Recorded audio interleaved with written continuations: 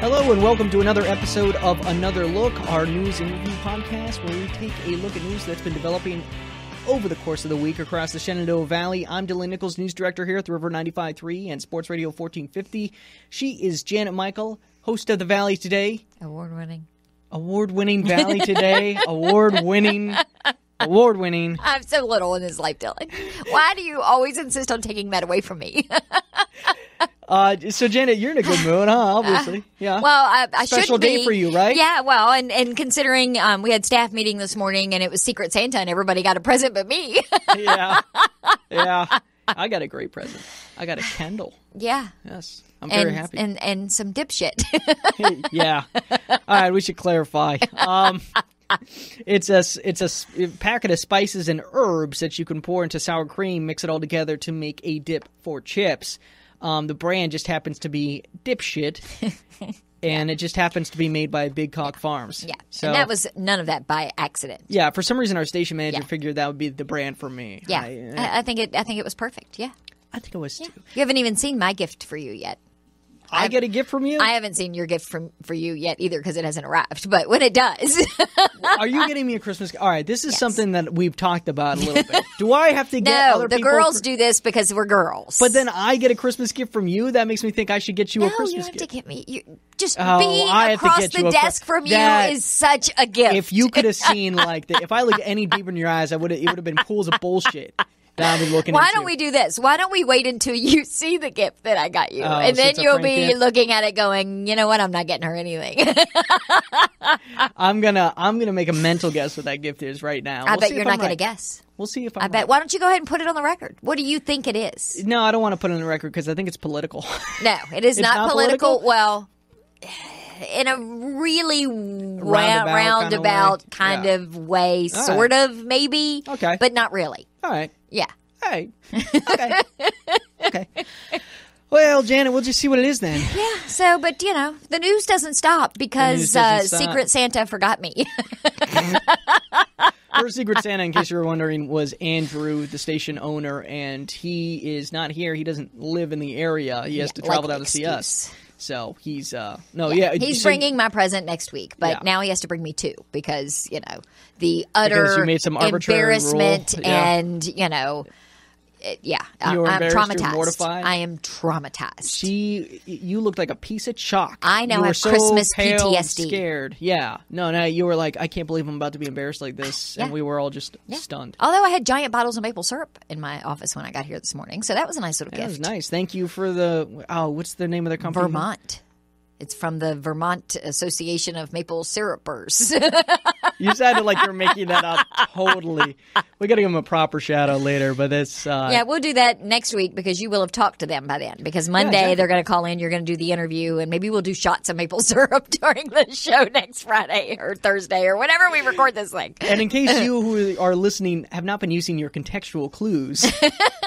I'm interviewing a maple syrup producer from Vermont. I'm doing that tomorrow in the morning, and then we're going to air that at some point for the News at Noon. Yeah, it's going to be on National Maple Syrup Day on Monday the 17th.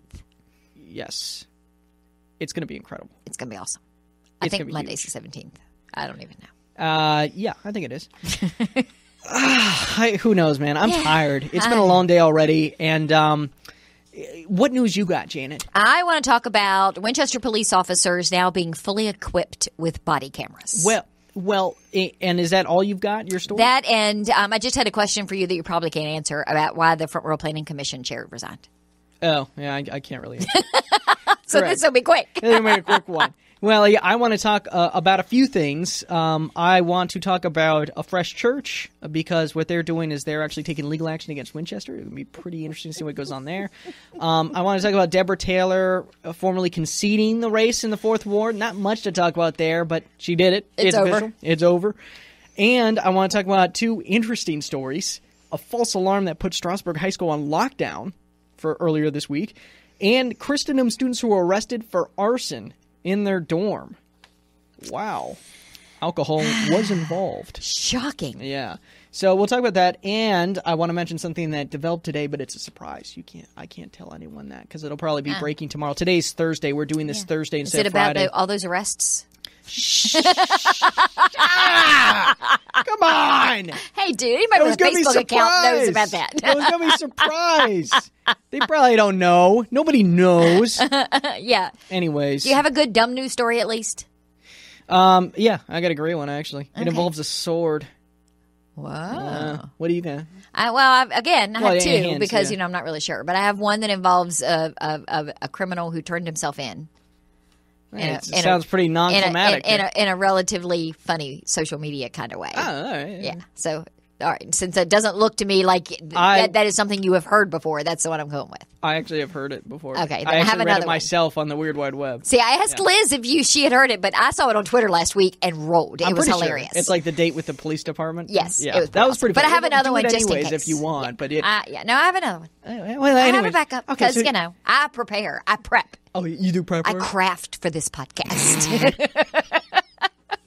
All right, when we come back to the craft, Janet's going to have that wonderful dumb news story that everyone's already heard. I'm going to have my dumb news story that features a sword, and here's another hint, a katana. It's a katana. And I made that up. I don't know if it's a katana. Wasn't he an actor on Saturday Night Live? Maybe. I don't know. He did the little head bopping thing to that music song. Oh, I know who you're talking about. I don't think that's his last name. Okay. And we're going to talk about Christendom arson, Strasburg High School lockdown, Deborah Taylor conceding the election. We're going to talk about, on Janet, your end, we're going to talk about... Body cameras. Body cameras. All that and more when we come back with some more Another Look.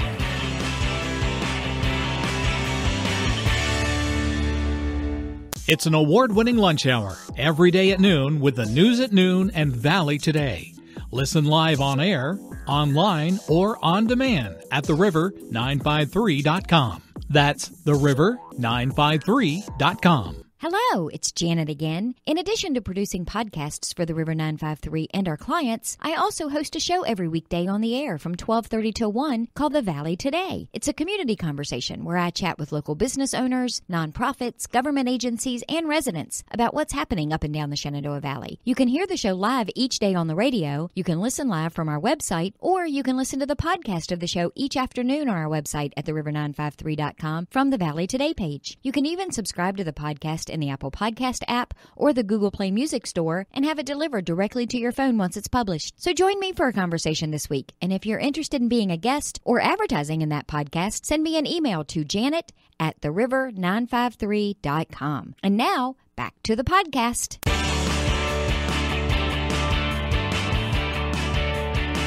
Welcome back to some more Another Look. This is our local news segment where we're actually going to get into some of the stories that have been developing across the Shenandoah Valley. We got some exciting stuff, folks.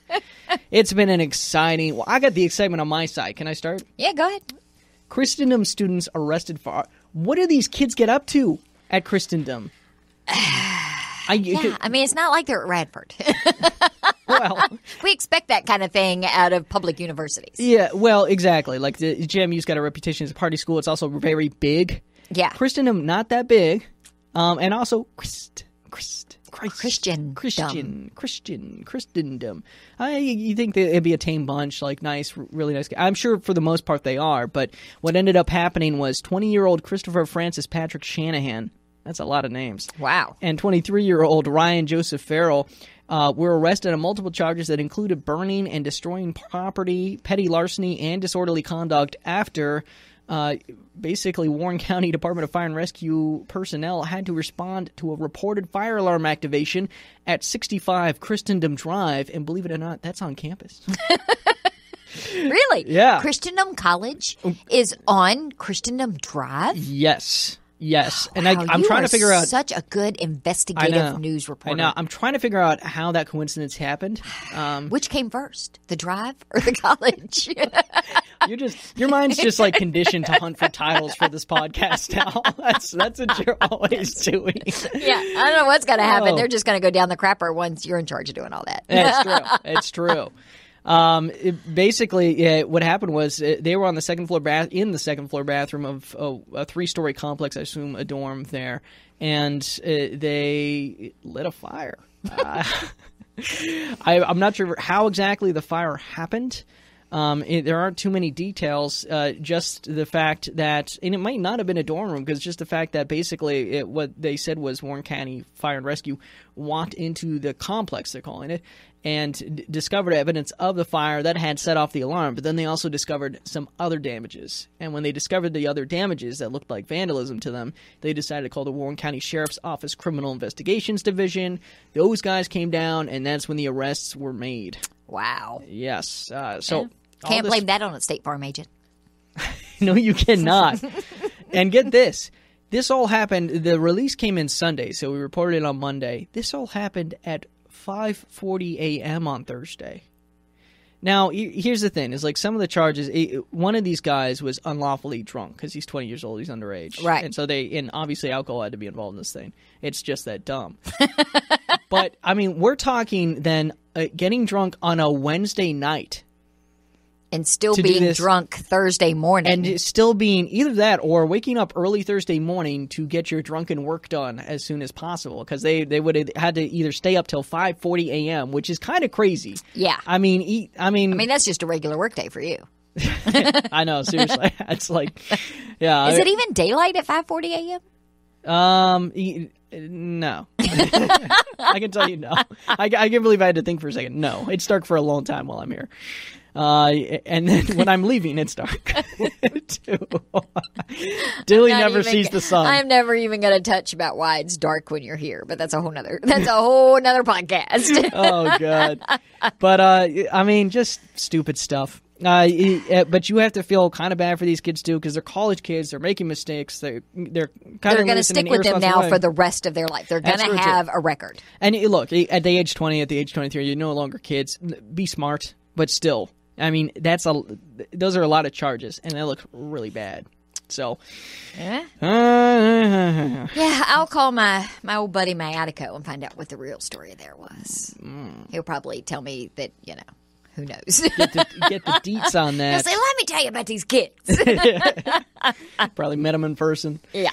The other thing I want to talk about was a false alarm at Strasburg High School. They went into a modified lockdown. Now, what a modified lockdown means is that students are prevented from leaving the building. That's what a modified lockdown is. So they can still go to class and move around inside the building. They just can't go outside?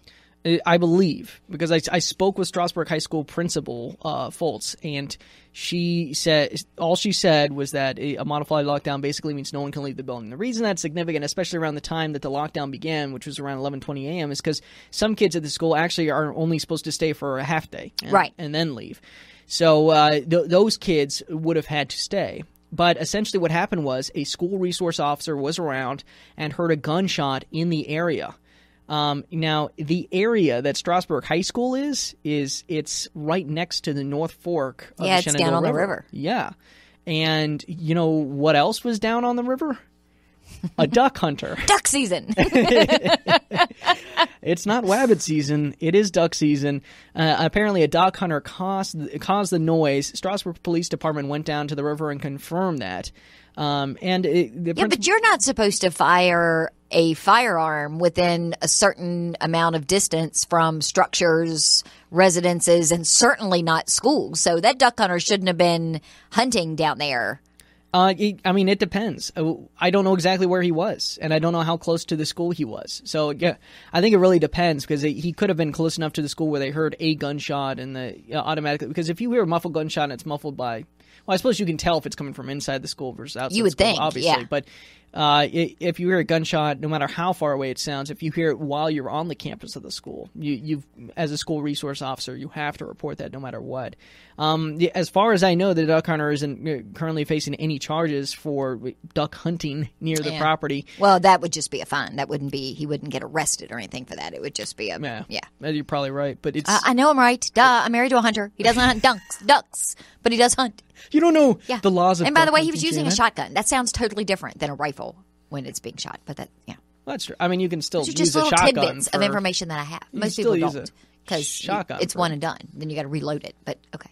Yeah, you make a fair point. I'm going to give you a whole entire firearms lesson in the middle of this podcast. Were you there for our active shooter training? I was not. You were not there? We had to do that at the station. You should have given the seminar, man. I could have. Yeah, but so everything's fine there. The lockdown began at 11:20. It ended like 11:35, 15 minutes after it began. So it was nothing. And parents were immediately notified by Superintendent Mark Johnston. That probably caused more of the uproar than the actual incident took place. Oh, yeah. No. Because parents now don't know, and they're calling the school, and they're rushing to the school, and it's like, all right, nothing to see here, folks. They're good about informing each other, too. They have like different Facebook groups and stuff, which I follow and I'm a part of. So like I could see some of them were actually taking emails that they had on their phones, screenshotting them and uploading those onto Facebook, and I could see the screenshots of the message that Johnston sent out to everybody. And it was a very common message, just explaining what happened. It was modified lockdown. It was false alarm. Everybody's fine. Nothing's wrong. And we're immediately back and running. So no ducks were hurt in the course of this story. No ducks were hurt. And it's good to know that the school resource officer was there and that it works having a school resource officer around, that you can report something and instantly get the police department down there like in a second. Hey.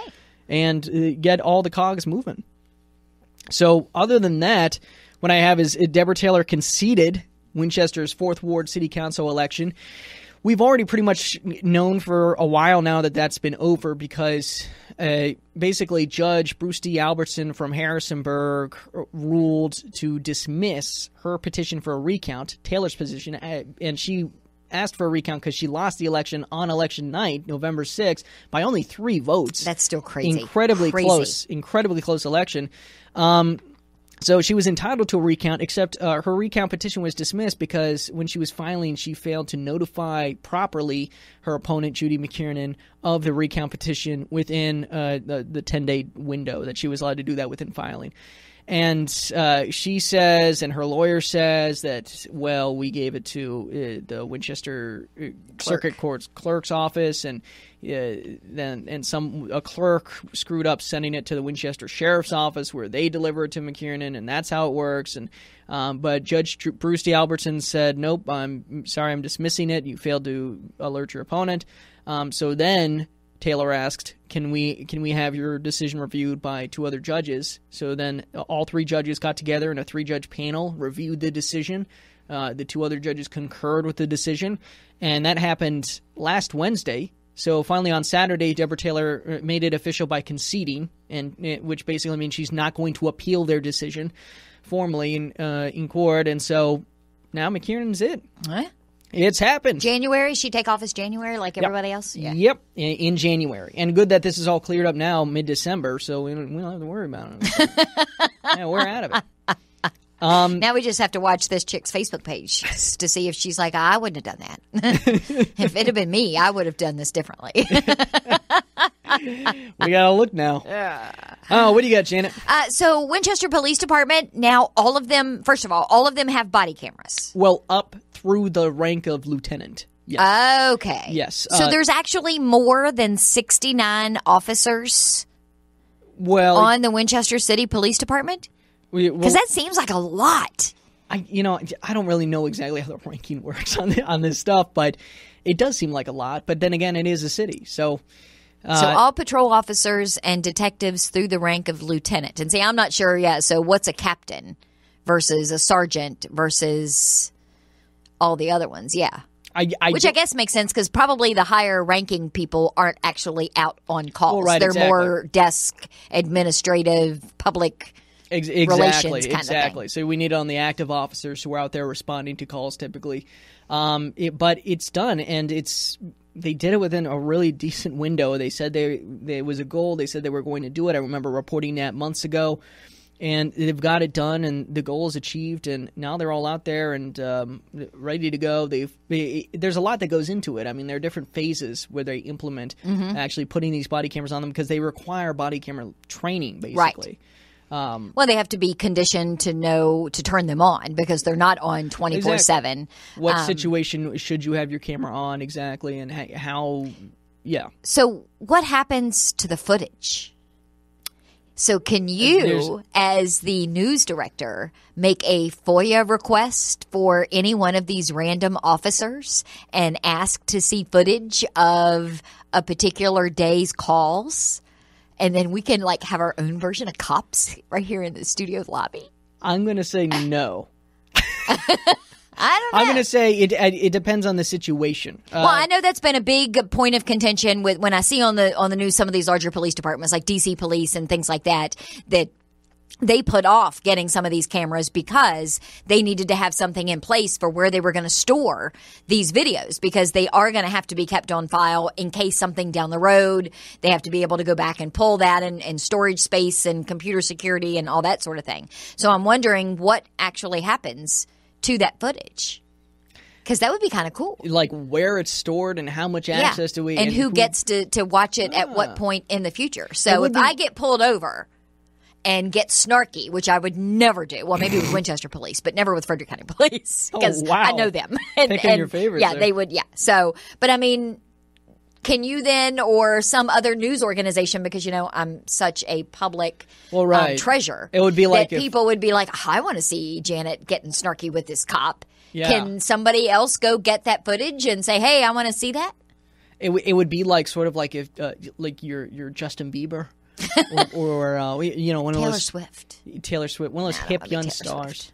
Who would you want to be? If you could be anybody, any star getting an altercation with a cop, which one do you want to be? I don't know. You're an Alec Baldwin, aren't you? I kind of am. Oh my God, I am totally Alec Baldwin. You're an absolute Alec Baldwin. Yes. Yeah, I can see it.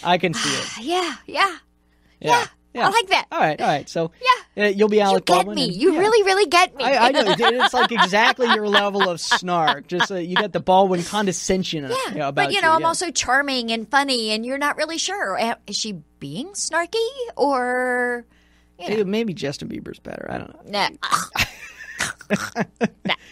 But I just thought it was, first of all, I was shocked because I thought 69 cameras on 69 officers seemed like a lot of officers. It does. For Winchester City. But then at the same time, I'm like, it's kind of cool that they all have cameras now, but so then what happens to any footage they may have? So yeah, it's an interesting question. We're going to have to follow up on that for our next episode. Well, Gosnell's coming this next week to do the alcohol lab. Oh. And Frederick County Sheriff's Office, I think, already has cameras for all of their people because he has one. Oh, does he actually? And he has one. He won't turn it on, even though I keep asking him to turn it on and do like a whole video of us doing the show when he comes to do it. And he says no, because then it's just me and it doesn't show him, and God love him, he wants to be on camera. So oh, that's true. I thought you were going to say because it's a misuse of government equipment to oh yeah, well, that might have been. He might have mentioned something about that too. I didn't hear any of that. He probably did. But yeah, that would be a good question. We can ask him to see what Frederick County and then have you check with Winchester and see if the policy is any different for Frederick County Sheriff's Department and what they do with the footage versus Winchester City Police Department and what they do with the footage. I'm thinking an in-depth expose that might win you an award. Wow. So that I can then say, you're award-winning too, Dylan. Remember that expose you did on nothing at all? On police cameras? I got arrested for you. I might do it just for that. Just to see you behind bars. I might make that happen. All right. That's about all we got for local news, I think. So we're going to go ahead and take a quick break. And when we come back, dumb news. Wait, you didn't say anything. Did you say anything about the church? Wasn't that in your original opening thing? There was something about church? Yeah, that's right. I almost forgot. And I only remember that because when you originally said a fresh church, I didn't understand that was the name of the church as I was listening. And I'm like, as opposed to a stale one? I mean, what? It's really hard to say afresh and as one word. Yeah. And to make it sound like one word. It's Afrish. Afrish Church. I'm surprised you even pronounced it correctly. But basically, what happened is this church has been using White House Foods office building at 550 Fairmont Avenue for its Sunday services. It's been doing that since April 2017. Mm-hmm. I know where that is. Yeah, and so basically, what ended up happening is when they started using that White House Foods building, Winchester City began fining White House Foods, saying that they can't really use that building because it's a violation of zoning regulations. And they said, this space can be used for secular purposes, but it can't be used for things like church services. Because too many people, occupancy issues, I'll bet. Well, yeah, I don't know about that. I mean, I think it's because it's centered around the religious issue. I mean, because so many other organizations end up using that facility for different things. I think it's probably basically a First Amendment sort of thing in order to not discriminate against, just have none of them at all. I don't know exactly how that works, but it gets even more complicated because now, in response to that, a fresh church is responding with a civil suit. in which it claims that Winchester's zoning regulations violate the Federal Religious Land Use and Institutionalized Persons Act. I was looking into that a little bit just to kind of get a brief idea of it, and it basically it specifically says that it's specifically there to fight against misuse of zoning and regulation on the locality level, to basically disallow religions or religious services or things to be held in certain places. I have no idea how that law is applied, when it's applicable and when it's not, which regulations are appropriate for that and which aren't. I have no idea how it works, and it just seemed vague enough to me where it's like, I don't know if this will actually work for them or not. I have no idea. So we're going to have to wait and see. That's going to be an interesting one to see how it plays out. And it's kind of a tough one to get information on because, of course, Winchester's not going to comment on pending litigation. But we will learn more about that on December 24th when the city of Winchester files a response to the federal lawsuit. Yeah. And we'll figure out if you won't know about that because that's Christmas Eve, so you won't know about it till later that week. Yeah, exactly. Yeah. But I got a guy at White House Food, so if you want to ask them why they've been paying these fines on behalf of the church. Yeah, that would be interesting. That would be an interesting little take because that would be cool too. Yeah. And one thing that I want to touch on that Janet just reminded me of as well is we teased this. I can't believe I didn't. I almost forgot it. We teased this before we went to break. Huge. All right, I'll tell you the story of how I found out about this. I found out about this because somebody texted Randy Woodward in the morning on our Text Direct and Connect technology 635-4121, and. Nobody cares. Yeah, they care. They care. And basically, somebody said, whoa, like I saw in this one area of town, and this is like the confusing part for me, because I think they said South Street of Front Royal, they saw an armored vehicle and some flashbangs being used. So it's like, what? South Street of Front Royal? So I hadn't read anything about it in the paper. I hadn't seen anything, no press release, nothing. So I was like, this has to be bigger than local law enforcement. But I was calling Captain Klein of the Front Royal Police Department anyways about another issue. So I asked her about the flashbangs in the armored vehicle, and she said, contact ATF. So then I contact ATF, and of course there's a big kind of back and forth and like, all right, we'll get you in touch with the right person. And then the right person gets in touch with me and we talk, and they say that there's a big announcement and you can expect it on Thursday. And that there's going to be a press conference around it. Can you attend the press conference? Now, it was too early on Thursday for me to be able to attend it, so I wasn't able to go to that. But I asked them to put me on the mailing list, and they did. And so we got the alert on it. And basically what ended up happening was 19 individuals overall were arrested on federal drug trafficking, firearms, and other charges. It's the result of a months-long multi-agency investigation. Wow. Huge. Certain members of the conspiracy trafficked more than 1,000 grams of heroin and more than 500 grams of methamphetamine. It all occurred from January of 2016 to December of 2018 in that time period. So it's been going on for a long time. One defendant, Brandon Wayne Eppard, had a property that he purchased for the use of unlawfully distributing a controlled substance. That was at 160 Shenandoah Street in Mount Jackson, Virginia. So he bought himself a little drug hut. He got a drug hut. He's charged with maintaining a property for the purpose of unlawfully distributing a controlled substance. Another person was arrested at a Motel 6 in Mount Jackson. This whole thing was coordinated with the Shenandoah County Sheriff's Office, the Bureau of Alcohol, Tobacco, Firearms, and Explosives, as I just said, the Rush Drug Task Force, the Northwest Virginia Regional Drug and Gain Task Force, which we talk about a lot. Mount Jackson Police Department was involved. Front Royal Police Department was involved. I just told you I was talking with Captain Klein. Woodstock Police, Timberville Police, and the Shenandoah County Commonwealth Attorney's Office. Huge. Wow. Huge deal. A lot going down there. So is that on our website? No, because it will be by the time the podcast is released. Yes, exactly. Yeah, this will be a story. I haven't even put this on the air yet because it came in just like an hour ago or so. So I'm saving it for tomorrow morning. It's going to be the big morning news there. Yeah. See? So by the time people that are listening to this podcast hear this sometime Friday afternoon, it's going to be old news because they will have heard it on the air. Yeah, but you'll be like, and they'll be like, "Hey, I was in on that breaking before it broke, even though it's broken." You were retroactively in on it breaking before it broke. Yes, I'm retroactively making you a part of that. Yeah. Remember that, Nikki, so that Yeah. You can give him grief when you come in a couple of weeks about the news that wasn't the news that suddenly was news again. And that will be the title of this episode, because I'm in charge of the titling now. The breaking break that broke. News. Yeah. And we'll be right back. And we'll be right back.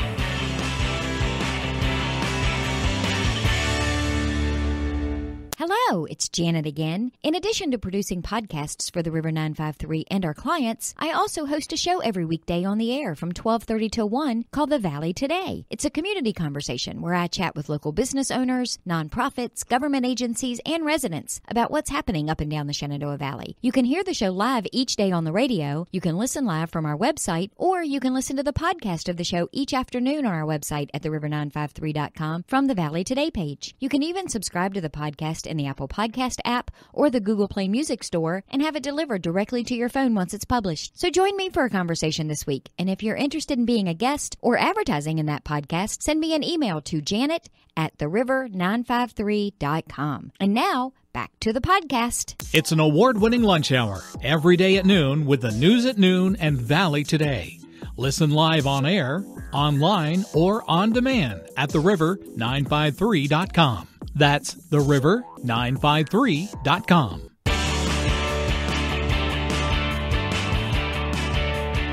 Hello and welcome back to another look, and it's time now for the Big Dumb. Let's do the dumb. Let's do the dumb.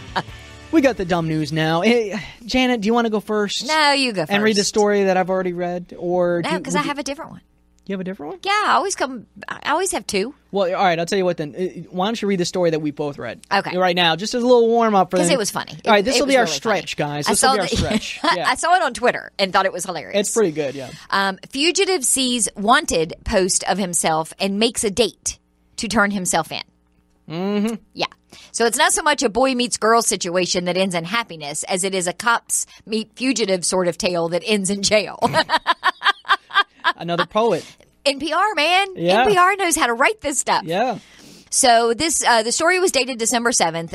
It says, last Wednesday, the Richland Police Department in Washington State posted a call out for information on 38-year-old Anthony Akers in a weekly Facebook roundup of at-large criminals called Wanted Wednesdays. We've done that before on our Facebook page. According to the post, Akers was the subject of a warrant for failure to comply with the terms of his probation.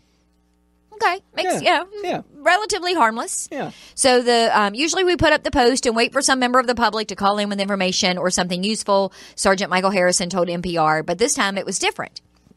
5 hours after the post went up, Akers responded, writing, "Calm down, I'm going to turn myself in." And I just love that. Calm down. You gotta love that. When there was no sign of Akers the next day, officers tried to send him a direct message. "Hey, Anthony, we haven't seen you yet. Our business hours are 8 a.m. to 5 p.m. Monday through Friday. Of course, if you need a ride, you can call non-emergency number and we will pick you up." Because, they're also enterprise, apparently. Yeah. And thus began a pseudo-courtship that has delighted strange news readers and Facebook lurkers across the internet who have been following this budding bromance all week long. Well done, NPR. And so Akers says, "Thank you, tying up a couple loose ends since I will probably be in there for a month. Should be there in the next 48 hours, he promised." Alas, though, he didn't mean it, ghosting all of Richland's finest. Again. Wow. Is it us? The officials wondered. "We waited, but you didn't show. The weekend came and went. We are beginning to think you were not coming."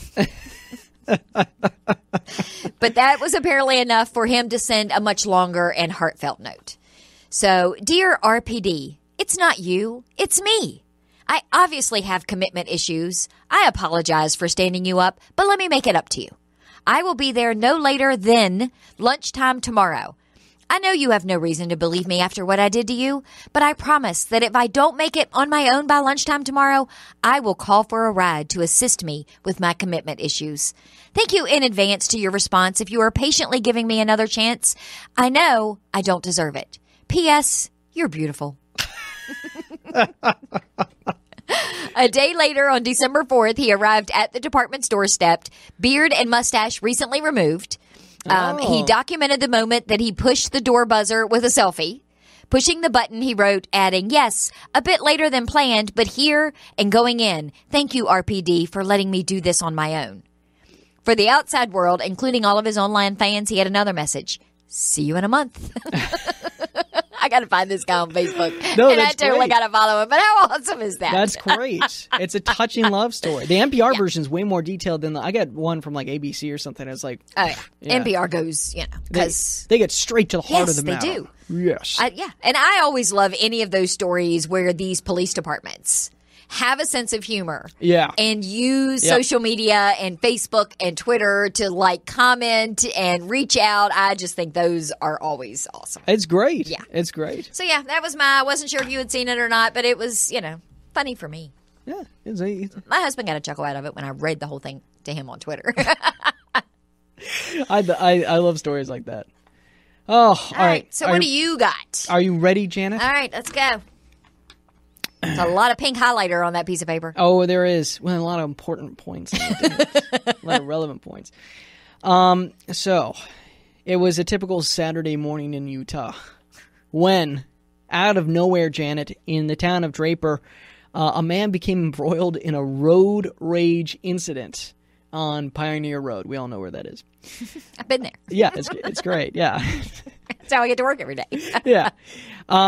So the guy that was involved in the road rage incident got so mad that he followed the other car involved in the incident to the driver's workplace on Fort Street. You remember Fort Street? Oh, yeah. Yeah. It's on the way to McDonald's. So then this guy is so angry. All right, just listen to the escalations. The story's got a lot of great I'm already beats. nervous that it sounds like something I would do. Actually, I could see you in every inch of the story. Now that I'm looking at it.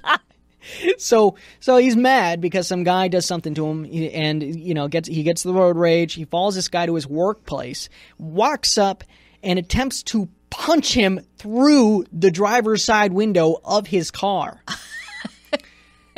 He missed. Oh my God! Somehow he missed the car.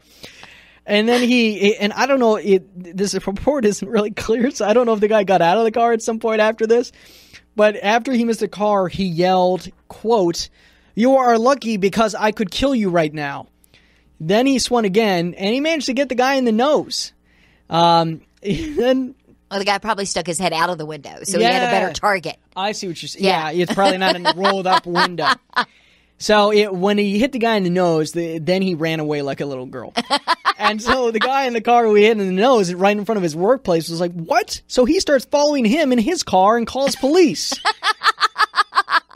So then, when Mr. Road Rage realizes that car is now following him, he goes to his vehicle, opens the door, and takes out a large sword. And then he turns around and begins running toward the driver in the other car. Like he's in a jousting match of some sort. So then that Braveheart, freedom!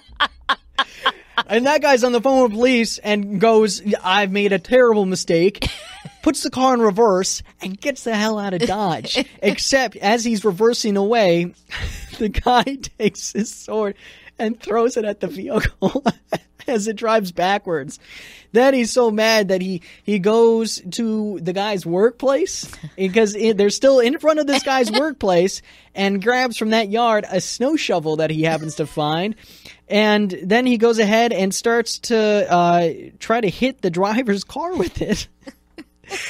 So police arrived before he could actually cause any damage with the shovel, and they asked him to drop it.